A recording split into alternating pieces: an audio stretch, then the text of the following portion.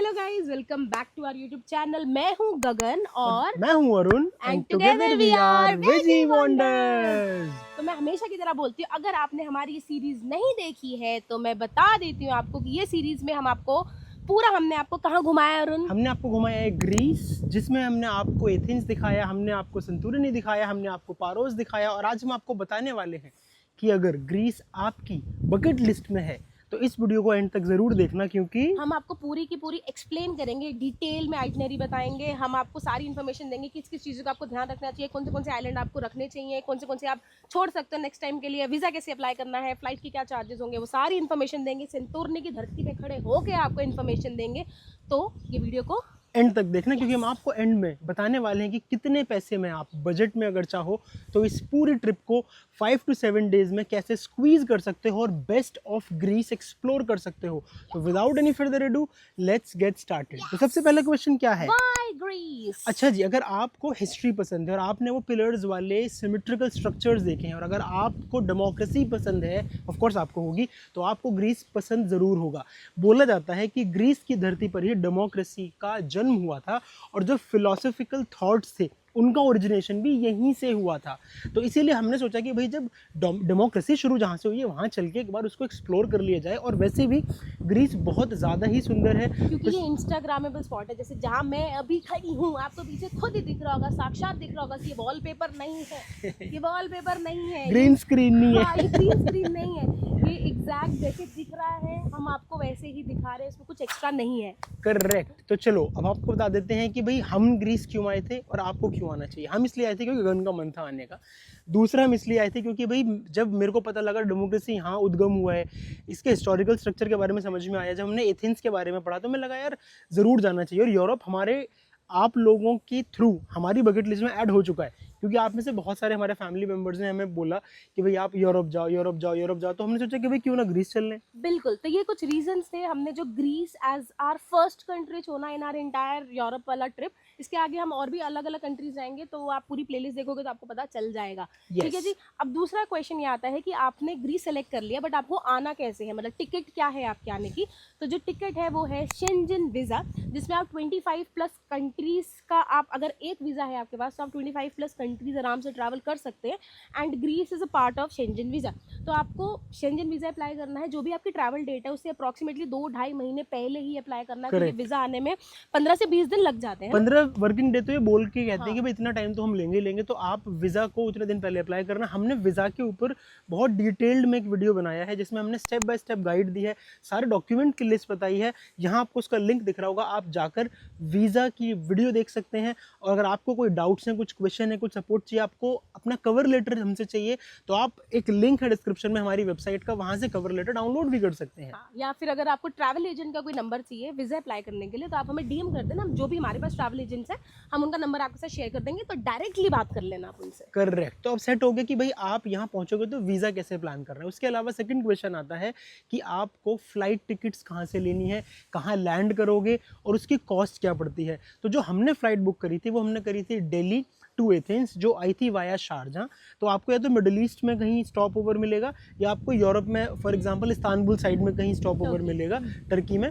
तो आपको इन जगह स्टॉप ओवर के साथ आपको कनेक्टिंग फ्लाइट मिल जाएगी। हम हमेशा रिकमेंड करते हैं कि स्काई स्कैनर से आप बुक कर सकते हो, आप वहाँ पे प्राइस देख लेना। बट इस बार हमने स्काई स्कैनर से नहीं बुक करी थी, इस बार हमने ट्रैवल एजेंट से बुक करी थी और समहाउ हमें 700-800 रुपये का फ़ायदा हुआ था थ्रू ट्रैवल एजेंट, क्योंकि उनके कुछ पॉइंट्स होते हैं शायद, तो वो हमें लग गए पॉइंट्स, उन्होंने हमें दे दिए, रिबेट दे और दिया। हाँ, रिबेट दे दिया। और मेरा जो स्काई स्कैनर के कंपैरिजन में जो मेरे को फ्लाइट टिकट पड़ी वो मेरे को सस्ती पड़ी। ठीक है, तो राउंड ट्रिप हमारा अप्रॉक्सीमेटली होगा 45,000 के करीब होगा आपका राउंड ट्रिप, अगर आप जा रहे हैं Delhi to Athens and then from Athens to Delhi. Correct. हाँ जी, तो अब बात कर लेते हैं कि भाई फ्लाइट का कॉस्ट आपको समझ में आ गया 45,000 रुपये। और वीज़ा की कॉस्ट, वीज़ा की कॉस्ट हमारी 10,000 पर पर्सन लगी थी।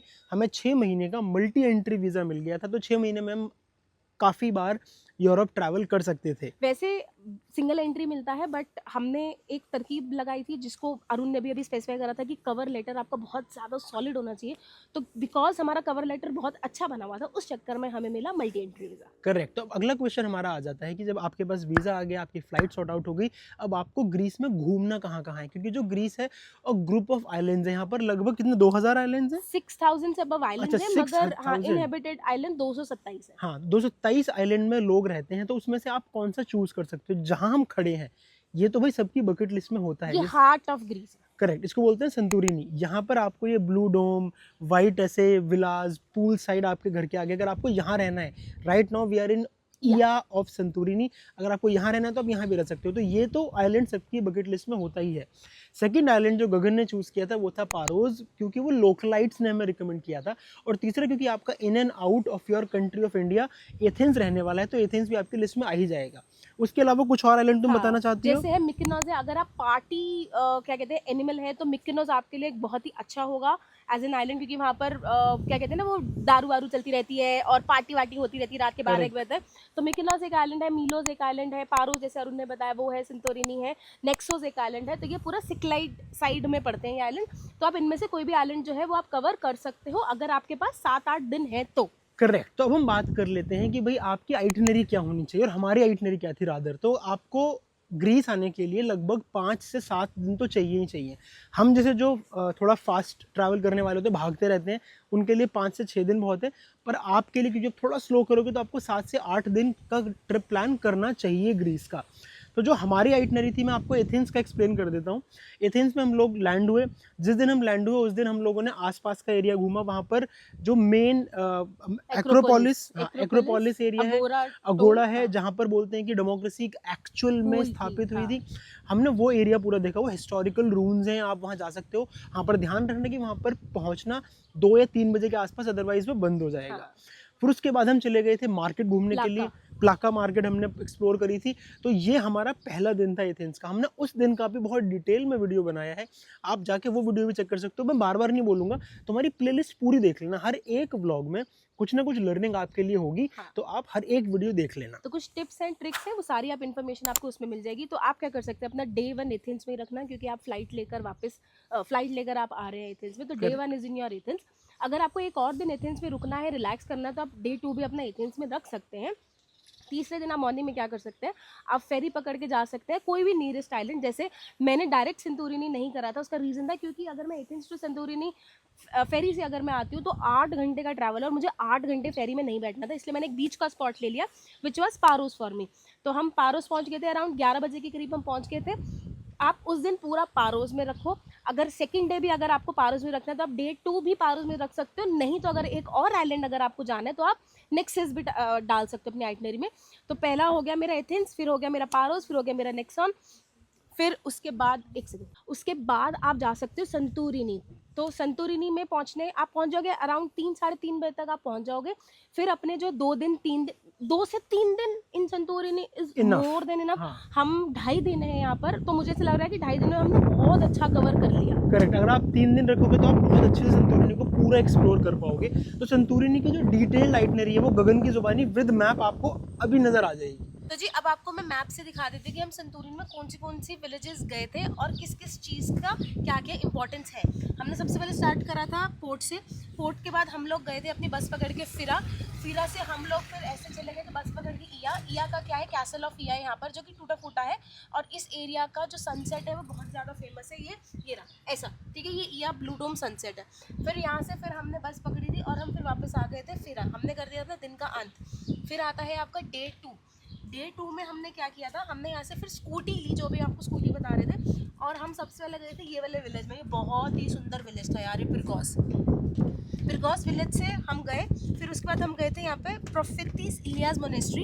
ये एरिया जो था, अगर आपको याद हो, वो हाईएस्ट पॉइंट है पूरे संतोरिनी का, और 360 डिग्री व्यू दिखता है आपको, तो काफ़ी अमेजिंग पॉइंट था ये। फिर आप वापस आओगे, क्योंकि ऐसे कोई कनेक्शन है नहीं, आप वापस आओगे। फिर हम गए थे यहाँ कमारी का जो था ना, वो ब्लैक सैंड बीच था यहाँ पर, और काफ़ी अच्छा बीच था, वो पेबल वाला बीच था। तो ये एरिया, और थर्ड हैपनिंग भी एरिया था। यहाँ पर बहुत सारे खाने पीने के भी सामान था, वेजिटेरियन नॉन वेजिटेरियन सुपरमार्केट बहुत कुछ था यहाँ पर। तो आप ये मिस मत करना। और ये ना एरिया स्नॉर्कलिंग वगैरह के लिए, स्विमिंग के लिए भी काफ़ी बढ़िया एरिया था, बिल्कुल शांत। फिर उसके बाद हम वापस आओगे।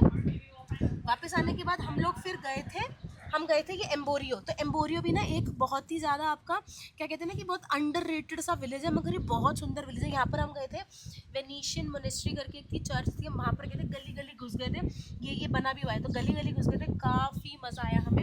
एम्बोरियो के बाद हम लोग फिर गए थे, यहाँ पर आती है आपका रेड बीच, अगर आपको याद हो तो। रेड बीच रेड क्यों है? क्योंकि बिकॉज ऑफ वोल्केनिक इरप्शंस, उसकी वजह से जो आपका पूरी सैंड है, जो पेबल्स है, जो पूरा क्लिफ का एरिया था वो सारा हो गया था मरूनिश।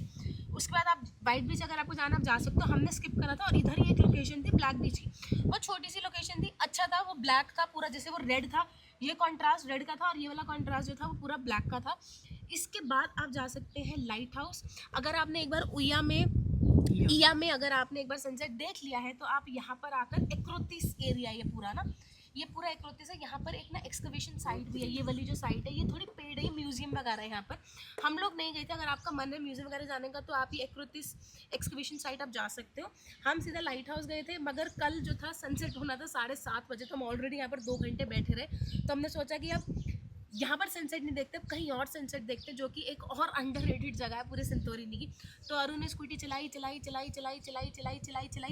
और हम पहुँच गए यहाँ पर इमेरो विगली। हमने यहाँ पर देखा फिर हमारा सनसेट, जो कि सच्ची बोल रही, काफ़ी अच्छा एक्सपीरियंस था सनसेट का। कोई ज़्यादा लोग नहीं था, हम थे और एक और इंडियन फैमिली थी और एक चाइनीज़ कपल थे, बस। तो ये काफ़ी अच्छा लगा हमें यहाँ पर सनसेट देखने में। उसके बाद हम वापस आ गए फिरा और हमने कर दिया अपना दिन का अंत। आज है तीसरे दिन की हमने शुरुआत करी है। फिरा से हम लोग गए जी मेगलोचोरी। यहाँ पर आपका ना इस साइड में है आपका क्या था, हार्ट ऑफ सेंटोरिनी करके एक पॉइंट था, जो कि ऊपर अगेन क्लिफ साइड में था, काफ़ी बढ़िया पॉइंट था। यहाँ पर चर्च भी थी यहाँ पर। फर्स्ट टाइम मैंने अपनी लाइफ में जो क्रीमेट्री होती है ना वो देखी मैंने, क्योंकि वो चर्च के बैक साइड में ही क्रीमेट्री थी, तो क्रीमेट्री देखी वहाँ पर। और उसके बाद ये पूरा जो एरिया है ये आपका ना वाइनरी के लिए काफ़ी फेमस है। तो जैसे आप मेगालोचोरी जब आप जाओगे, अगर आपको वाइन टेस्टिंग करनी है या फिर अगर आपको वाइन टेस्टिंग का ट्रिप वगैरह अगर आपको वहाँ पर जाना है, तो यहाँ पर बहुत सारे मैंने ऑप्शंस भी देखे थे, बहुत सारी दुकानें थी जो कि वाइन टेस्टिंग के लिए पूरा एक जगह लेके जाती है, तो आप यहाँ पर कर सकते हो। जिसमें से एक गैवलिस वाइनरी बहुत फेमस है और एक सेंटा वाइनरी बहुत फेमस है, तो ये 2 वाइनरी हैं जिसमें आप जा सकते हो। इसके अलावा अगर मैं पारोस बोलूँ तो पारोस में भी एक दिन हमने बिताया था वहाँ पर। हमने 1 बजे के करीब अपनी जो चालू करी थी राइड अपनी चालू करी थी, और नेक्स्ट डे हमें 11:15 बजे तक हमें स्कूटी जो थी वो देनी थी। तो इतने टाइम में मुझे लगा कि हमने पारोस कवर कर लिया था। हमने उसके मेन विलेजेस, अच्छे spots, villages, spots, beaches, sunset point, sunrise point, हमने सब कवर कर लिया था। तो डिटेल में अगर आपको जाना है तो पारोस की आइटनरी में आप जा सकते हो। एक रिकमेंडेशन है कि अगर आप कोई भी आइलैंड जा रहे हो, मतलब अपार्ट फ्रॉम एथेंस बोल रही हूँ, क्योंकि एथेंस की पब्लिक ट्रांसपोर्टेशन बहुत स्ट्रॉन्ग है, अगर आप पारोस जा रहे हो या फिर आप सेंटोरिनी आ रहे हो, तो हमारी रिकमेंडेशन है कि प्लीज़ अपनी एक कन्विंस जरूर कर लेना, या तो आप गाड़ी ले लेना अगर आप you are not comfortable in your scooty, या फिर आप स्कूटी या एटीवी भी ले सकते हो। करेक्ट। तो इस तरीके से आप आइलैंड को अपने कंट्रोल में अपनी स्पीड से एक्सप्लोर कर सकते हो। तो ये हमारा आइटनरी में कुछ और ऐड करना है? हाँ नहीं, आइटनरी में यही है, बस ये बताना था कि अगर, क्योंकि यहाँ पर ना मुंह बोले रेट बोलते हैं स्कूटी वगैरह के, कोई 20 यूरो बोलेगा, तो कोई 50 यूरो बोलेगा, तो कोई 60 यूरो बोलेगा। तो हमने जिससे स्कूटी ली थी, दोनों जगह बोल रही हूँ मैं, पारोस भी बोल रही हूँ और मैं सेंटोरिनी भी बोल रही हूँ, तो दोनों जगह हमें 20 यूरो की पड़ी थी। 20 यूरो पर डे की मैं बात कर रही हूँ। तो अगर आपको उनका नंबर चाहिए होगा तो आप हमें DM कर देना इंस्टाग्राम पे, मैं उनका नंबर आपके साथ शेयर कर दूँगी। करेक्ट। तो ये हो गया आइटनरी वाला पार्ट। अब हम बात करते हैं 2 इंपॉर्टेंट चीज़ की, एक है फॉरेक्स और एक है सिम कार्ड। फॉरेक्स जो है वो आपको यूरोज, यहाँ करेंसी है यूरोज चलती है पूरी, तो आप इंडिया से ही यूरोज लेकर आ सकते हो। अगर आपको दिल्ली NCR में रहते हो, आपको यूरोज वाले भाई का नंबर चाहिए जिससे आप INR टू यूरो या INR टू डॉलर कन्वर्ट करना चाहते हो, तो मैं इंस्टाग्राम पे DM कर देना, हम भाई का नंबर आपके साथ शेयर कर देंगे। जनरली हमें क्वेश्चंस आते हैं कि क्या इंडियन रुपीस कन्वर्ट हो जाएंगे यूरो में? यार नहीं होंगे कन्वर्ट प्लीज़, मतलब क्योंकि Indian rupees is not a global currency. तो हमारी रिकमेंडेशन है कि प्लीज़ इंडियन रुपीस लेकर मत आना यहाँ पर, आप यूरो या डॉलर लेकर आओ जो ग्लोबल करेंसी है। करेक्ट। तो इस तरीके से आप फॉरेक्स सॉर्ट आउट कर सकते हो। अगर आपकी सारी बुकिंग्स डन है तो आपके पास लगभग 700 से 800 यूरोज होने चाहिए for 2 people for 5 to 7 days, अगर आप बजट ट्रैवल कर रहे हो। वरना तो फिर जितना मर्जी लाओ उड़ाओ, ये सुंदर जगह रहो, पैसे उड़ाते रहो। सही बात। अगली चीज़ है हमारी सिम कार्ड। सिम कार्ड आप एयरपोर्ट से ले सकते हो, आपको 35 यूरो का वोडाफोन का सिम कार्ड मिल जाएगा जिसमें 25 GB डेटा आपको मिलेगा, और वो आपको कहते हैं कि पूरे यूरोप में चलता है। अभी हमें भी ऐसे ही लग रहा है, हम अगली कंट्री में जाएंगे वहाँ भी अगर हमारा सिम चल गया तो हम ये बात अगली वीडियो में कंफर्म कर देंगे आपको, तो अगली वीडियो देख लेना, अगली कंट्री बता रहे हैं, बहुत बढ़िया है, हम जा रहे हैं यहाँ पे। तो सिम कार्ड हमने तो एयरपोर्ट से नहीं लिया था, हम सिटी सेंटर आ गए थे मेट्रो पकड़कर, और सिटी सेंटर से हमने मात्र 15 यूरो में सेम पैकेज उठा लिया था, जिसमें हमें 28 GB, क्योंकि 3 GB शायद उन्होंने हमें ऑफर में और दे दिए, तो 25 GB का वैसे सिम कार्ड था। तो मात्र 15 यूरो में हम अपना पासपोर्ट लेके गए थे, सिम कार्ड खरीदा और आ गए लेके। उसकी लोकेशन भी हमने अपनी प्लेलिस्ट में बताई हुई है, तो अगर आप सारे व्लॉग देखोगे तो आपको सिम कार्ड आसानी से मिल हमारा जो जाएगा। कैरियर था वो तो कॉस्मोट कॉस्मोटे है ना, COSMOT ये हाँ, था, कॉस्मोटे था, और अच्छा नेटवर्क है, हर जगह चल रहा है। करेक्ट, आराम से 5G आ रहा है, कुछ मस्त वीडियो अपलोड हो रही है। अगर आप इंस्टाग्राम पे हमारे साथ कनेक्टेड नहीं है तो हम रील और स्टोरीज बराबर डालते रहते हैं, तो वहाँ भी कनेक्ट हो जाओ हमारे साथ। तो ये आपका हो गया सिम कार्ड और फॉरेक्स। अब हम आगे चलते हैं, इमिग्रेशन एक्सपीरियंस बताइए। तो इमिग्रेशन एक्सपीरियंस बहुत ज़्यादा स्मूथ था, कुछ एक्स्ट्रा क्वेश्चन नहीं पूछे, बट स्टिल आप अपने रिटर्न फ्लाइट टिकट, हाँ रिटर्न फ्लाइट टिकट पूछी थी जब हम इंडिया में थे, तो वहाँ पर हमसे रिटर्न फ्लाइट टिकट पूछी गई थी और दिखाई गई थी बकायदा, और जो हमारा फर्स्ट जो भी कंट्री है उसका फर्स्ट डे का स्टे भी मेरे से पूछा गया था।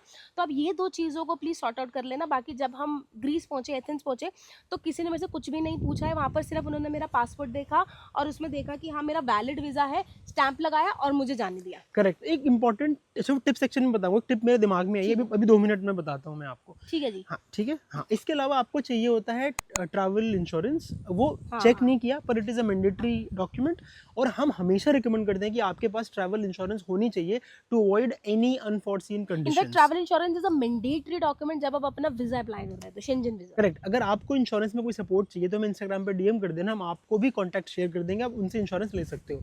और जो भी हम ये बोलते हैं ना कॉन्टैक्ट शेयर कर देंगे, इसका सीधा से ये मतलब है कि आपका ट्रैवल सिंप्लीफाई कर करने के दें। लिए, हाँ। इसमें हमारा कोई कमीशन होता कोई नहीं है। अगर दिमाग में डाउट इतना सा भी आ रहा है तो निकाल फेंको, this is not the way we earn money. Correct. अच्छी खासी नौकरी है, यूट्यूब चला रहे हैं तो थोड़ा बहुत पैसा कमा ही रहे हैं, और उसकी कमीशन नहीं चाहिए हमें ये। ठीक है, अब हम आगे चलते हैं। कुछ और इंपॉर्टेंट चीज़ हमें आपको बतानी थी, जिस सेक्शन का नाम देते हैं प्रो टिप्स एंड ट्रिक्स। तो सबसे पहली जो प्रो टिप है वो ये है कि भाई आप जब प्लान कर रहे हो अपना ग्रीस ट्रैवल, और आपने शेंजन वीज़ा अप्लाई कर लिया, नहीं से एक और पहले अगर आपने शेंजन वीज़ा अप्लाई कर लिया है, तो जिस कंट्री से आपने अप्लाई किया, फॉर एग्जांपल हमने ग्रीस से किया, तो आपकी first entry should be in Greece. उसके बाद आप जहाँ मर्जी यूरोप घूम सकते हो। ऐसा नहीं है ग्रीस से अप्लाई किया और आप पहले इटली चले जाओगे तो घुसने नहीं देगा आपको। पहली प्रो टिप। दूसरी प्रो टिप, आपको चाहिए IDP, इंटरनेशनल ड्राइविंग परमिट, जिसके बिना आपको कोई स्कूटी या कार रेंट पर नहीं देगा।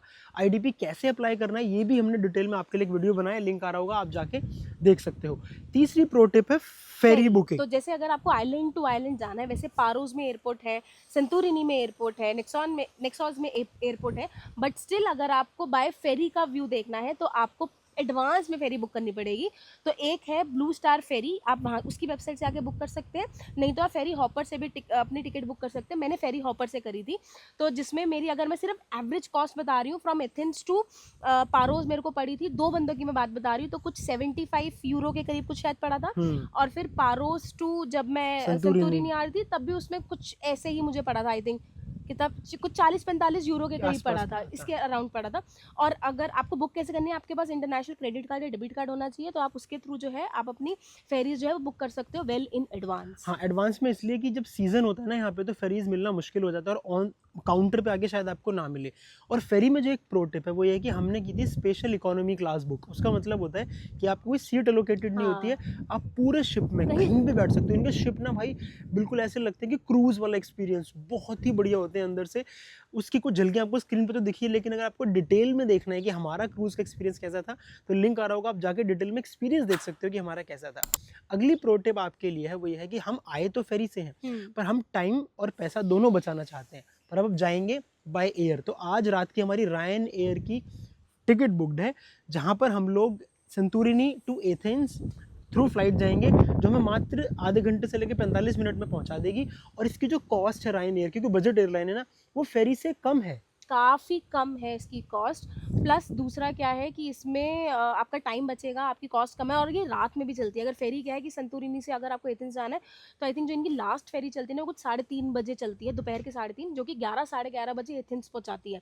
तो अब कितनी रात को पहुंच के एथेंस क्या ही करोगे, मतलब फिर इन एनी केस आपको, अगर आपको एथेंस रुकना है, नेक्स्ट डे के लिए भी रुकना है, तो वैल्यूएबल है कि आप फेरी से जाओ। अगर आपको नहीं रुकना है, सुबह सुबह आपको कहीं और जाना है, जैसे हमें पहुंचेंगे एथेंस, उसके बाद हमें अपनी दूसरी कंट्री जाना है विच इज ऑस्ट्रिया। करेक्ट। तो इसलिए हमने सोचा कि हम नहीं जाते हैं, एयरपोर्ट में ही रहेंगे, हम रात वहीं बिताएंगे, प्लस कॉस्ट भी बच रही थी, टाइम भी बच रहा था, वो ज़्यादा इंपॉर्टेंट है। मगर एक ही प्रॉब्लम है इसमें रायनेयर की, वो क्या है कि इसमें जो लगेज है ना वो बहुत ही कम है ही नहीं, मतलब पर्सनल आइटम ही है। अगर फ्री में ले रहे हो तो आपको जैसे जैसे अपना लगेज बढ़ाना है, चेक इन बैगेज बढ़ाने 10 किलो 20 किलो 30 किलो, तो उतनी ही कॉस्ट एडअप होती हाँ, जाती फिर है। वो बहुत एक्सपेंसिव पड़ने लग जाता है। तो ये हो गया आपकी प्रो टिप्स का सेक्शन। अब हम बात करते हैं फूड की।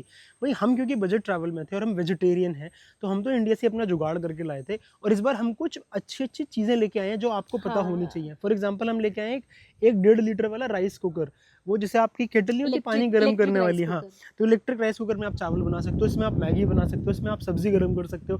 तो और हम अपनी प्री पैक्ड फूड भी लेके आए हैं जो हमारी कॉस्ट को वैसे ही रिड्यूस कर देता है। प्लस हम नमक की भी एक डिब्बा लेकर आए, बाई चांस अगर मेरे को चावलों में नमक डाल के करेक्ट। और खाना चीनी हो भी तो। लेके आई मैडम हाँ। साथ ही मुझे, और कॉफी का कॉफी। छोटा सा टम्बलर लेके आई कि मुझे चलते हुए ठंड लगी, कॉफी पीऊंगी तो मुझे चीनी कॉफी सब चाहिए होगी, तो सारा सेटअप लेके आई है। तो इस तरीके से हमने फूड में अपने आप को कंट्रोल में किया। लेकिन अगर आप वेजिटेरियन हैं तो आपको ग्रीस में वेज फूड आराम से मिल जाएगा। मैकडॉनल्ड्स में भी इनफैक्ट आपको हाँ। मिल जाएगा, आपको पारोस में भी मिल जाएगा, आपको यहाँ पर भी चीप आराम से मिल जाएगा। करेक्ट। फॉर एग्जांपल संतूरनी में अगर मैं फलाफल। फलाफल की कॉस्ट बता दी, दैट वाज 4 यूरोज ओनली। हाँ, तो आपको, हाँ, और एक चीज फूड की हम बात कर रहे हैं, जो योगर्ट है, ग्रीक योगर्ट, हाँ। इसके तो उद्गम यहीं से हुआ था। तो ग्रीक योगर्ट जरूर ट्राई करना, हमने भी ट्राई किया। फेटा चीज जरूर ट्राई करना, हमने भी ट्राई किया था। तो वेजिटेरियन के लिए खाने की कोई दिक्कत आपको नहीं आने वाली। अब हमारा अगला सेगमेंट है बजट। तो जिसमें मैं फ्लाइट से स्टार्ट कर देती हूँ। पर पर्सन की कॉस्ट बताएंगे हम यहाँ पर। तो आपका फ्लाइट का पर पर्सन आना जाना पड़ेगा अराउंड 45,000। अगर मैं सिम की बात करूँ तो आपका सिम था 20 यूरो का, 15 यूरो का, 15 से 20 यूरो का आपको हाँ। सिम मिल जाएगा। उसके बाद अगर मैं आपकी वीज़ा की बात करूँ तो आपका 10 से 12,000 रुपये इंडियन इंडियन रुपीस रुपीज़ में आपको जो है वो मिल जाएगा आपको। उसके बाद अगर मैं स्टे की बात करूँ तो आपका अगर 5 से 6 दिन अगर आप रुक रहे हो, और अगर आप शोल्डर सीजन में आ रहे हो, मैं पीक सीजन की बात नहीं कर रही हूँ, शोल्डर सीजन में अगर आप आ रहे हो तो आपका स्टे जो है वो अप्रॉक्सीमेटली आपको पड़ जाएगा 20,000 रुपये तक में आपको इंडियन रुपीज़ में पड़ जाएगा। और यही अगर आप बिल्कुल एक्सट्रीम सीजन में आओगे तो इसकी कॉस्ट जो ऑलमोस्ट 1.5 से 2 टाइम्स कर देना। करेक्ट। तो ऑन सीजन और ऑफ सीजन, शोल्डर सीजन क्या है? शोल्डर सीजन है आपका मार्च अप्रैल, ऑन सीजन है मई जून जुलाई अगस्त सितंबर मिड, फिर सितंबर अक्टूबर नवंबर ऑफ सीजन की तरफ, क्योंकि सब ऑफ होने लग जाता है। और नवंबर दिसंबर जनवरी फरवरी में ये बिल्कुल ही बंद रहता है। बंद हो जाता है, तो वो पहले चेक कर लेना, क्योंकि हर चीज़ ही बंद हो जाती है यहाँ पर। होटल्स बंद हो जाते हैं, खाना बंद हो जाता है, बहुत ही लिमिटेड सामान आपको मिलेगा। हाँ। प्लस हम बात करते हैं कि यहाँ पर अगर आपको कॉम्यूटेशन लेना है तो स्कूटी, जैसे मैंने बताया था आपको, शोल्डर सीजन में 20 यूरो से लेकर 30 यूरो तक की मिल जाएगी। डिपेंड्स कि कौन सी सीसी की आप बाइक या स्कूटी ले रहे हो। करेक्ट। और यही अगर आपको गाड़ी लेनी है तो 40-50 यूरो पर डे के हिसाब से आपको गाड़ी का कॉस्ट, जितने भी दिन आप रुके आप उतने हिसाब से आप मल्टीप्लाई कर देना। तो मेरे हिसाब से बजट हो गया हमारा इतना ही था। हाँ, बजट में फूड फिर फूड अगर हम बात करें तो अगर आप फूड यहीं से खाने वाले हो तो आप मान के चलना पर पर्सन पर meal will cost you somewhere around 15 euro. हाँ। तो एक बंदे का 1 मील होगा, उस हिसाब से आप मल्टीप्लाई कर सकते हो कि दिन में कितने मील आपको, अगर आप 2 मील भी खाओगे तो 25 से 30 यूरो पर डे के हिसाब से आपका एक बंदे का खर्चा आराम से आएगा। तो ये आपका मील का एक्सपेंस हो गया। उसके अलावा आपकी फेरी की कॉस्ट पड़ेगी। फेरी की कॉस्ट आपको वही 80 यूरो टू 90 यूरो के आसपास पड़ेगी। अगर आप मल्टीपल आइलैंड जा रहे हो तो इट विल इंक्रीज, राइट। तो ये फेरी कॉस्ट हो गया। मोटे मोटे ये हमारा बजट है। अब इसके बाद हम बात करते हैं सेफ्टी एंड सिक्योरिटी की। भाई एज अ फीमेल ट्रैवलर अरे 100% सेफ है भैया। यूरोप है ये, यूरोप में भी ग्रीस है ये, तो ये 100% सेफ है। रात में निकलो, दिन में निकलो, अर्ली मॉर्निंग निकलो, लेट नाइट आओ, जब मर्जी आओ, कूदो फिरो, जैसे मर्जी कपड़े पहनो, कोई रोक टोक नहीं है, कोई परेशानी नहीं है। पुलिस वाले आपको दिख जाएंगे जगह जगह पर, कोई परेशानी नहीं है। कोई परेशानी सेफ्टी के मामले में नहीं है, पर एक चीज़ के मामले में है कि यहाँ पर पिक पॉकेटर्स हैं। हाँ। तो आपको केयरफुल रहना पड़ेगा, जैसे आप दिल्ली एनसीआर में भी रहते होगे, थोड़ा सा उस मामले में केयरफुल रहना, क्योंकि यहाँ के चोर काफ़ी शातिर हैं। और मैं एक और चीज़ बताना चाहती हूँ, हमने अपने डे व्लॉग्स में नहीं बताया कि हमारी पिक पॉकेट हो गई और हमें पता भी नहीं कि वो एयरपोर्ट से हुआ है, कि वो शारजाह से हुआ है, वो कहाँ से हुआ है, हमें कोई आइडिया नहीं। वो पिक पॉकेट हुआ है या हमसे गिर गया है, हमें ये भी नहीं पता। हमें नहीं पता। एक बैग था मेरा पूरा, जिसमें जितने भी हमारे इंटरनेशनल कार्ड से, अरुण के जो भी इंटरनेशनल सारे उस बैग के अंदर थे, और मेरा ओल्ड पासपोर्ट था। थैंक गॉड मैं हम दोनों के प्रेजेंट पासपोर्ट अलग बैग में डाले थे तो वो बच गया, मगर मेरा ओल्ड पासपोर्ट भी चला गया। तो उस मामले में कॉन्शियस रहना, जहाँ भी सामान रख रहे हो, किसके पास रख रहे हो, अपनी पॉकेट्स में रख रहे हो, तो वो चीज़ें काफ़ी कॉन्शियस रहना। सिर्फ ये एक डाउन साइड एथेंस में है, और स्पेशली एथेंस में, उसके अलावा कहीं और नहीं है। तो मेरे ख्याल से दिस इज़ इट, ये सारी हमारी इन्फॉर्मेशन थी। ग्रीस बहुत ही प्यारी जगह है। मैं तो ये बोलूँगा कि अगर आपको ऐसे मज़ेदार व्यूज़ देखने हैं, आपको एगॉन सी देखना है, आपको यहाँ पर अच्छे एक वोल्केनो है, वोल्केनो देखना निया है, कमानी। निया कमानी, आपको इंस्टाग्राम के लिए, यूट्यूब के लिए फ़ोटोज़ वीडियोज़ बनानी है, this is the perfect place. आपको प्रॉपर यूरोपियन वाइब मिलेगी। किसी भी गली में, किसी भी कूचे में, कहीं भी खड़े हो जाओ, इट इज़ पिक्चर परफेक्ट। एक और चीज़ न्यूज़ में बहुत आ रहा था कि जैन फेब मार्च के टाइम पे यहाँ पर हुआ था अर्थक्वेक, कि क्या इफेक्ट हुआ है अर्थक्वेक का, क्योंकि बट मुझे तो कुछ भी विजिबल नहीं यहाँ पर अर्थक्वेक का इफेक्ट। अगर हुआ था, मैंने सुना था, न्यूज़ में भी सुना था मैंने कि बहुत ज़्यादा नुकसान हुआ था, बट यहाँ पर लोगों ने ना उसको बहुत ही ज़्यादा रिकवर कर लिया है, और अर्थक्वेक का इफेक्ट जो है वो अभी आपको नहीं दिखेगा। हाँ, और उससे एक बेनिफिट हमें क्या हो गया कि जब अर्थक्वेक आया तो लोग डर के मारे यहाँ से आए ही नहीं टूरिस्ट। हाँ। तो टूरिस्ट और कम हो गए अभी इस सीज़न में। अब अप्रैल में हम लोग खड़े हैं यहाँ पे और टूरिस्ट बहुत ही कम है, ना के बराबर। तो हमारे लिए तो वो बेनिफिट का काम कर गया। ऑन दैट नोट, अब वेदर ख़राब हो रहा है। हाँ। अभी एक वार्निंग भी आई थी इनकी, पी पी पी फ़ोन में। तो अब हम लोग यहाँ से पैकअप करते हैं, आगे निकलते हैं, थोड़ा सा ईया और घूमेंगे, वापस नीचे फिरा में जाएंगे। फिरा भी बहुत सुंदर है। और on this note, this is Viji wonder signing off. हमने आपको हर वो चीज़ बताने की कोशिश की that will help you plan your Greece trip better. अगर फिर भी कोई डाउट रह गया हो तो बता देना, हमें डीएम कर देना। और एक और चीज़, आपको यहाँ पर क्यूआर कोड दिख रहा होगा, जिसमें हमने अपनी प्रॉपर ग्रीस की जो हमारी आइटनरी है वो हमने अपलोड करी है अपनी वेबसाइट में। If you want to download it, इस लिंक से आप डाउनलोड कर सकते हो। आपको डिस्क्रिप्शन में भी लिंक मिल जाएगा, लिंक पे जाकर क्लिक भी कर सकते हो, वहाँ पर जाकर उस आइटनरी को डाउनलोड कर सकते हो। उससे बेनिफिट क्या होगा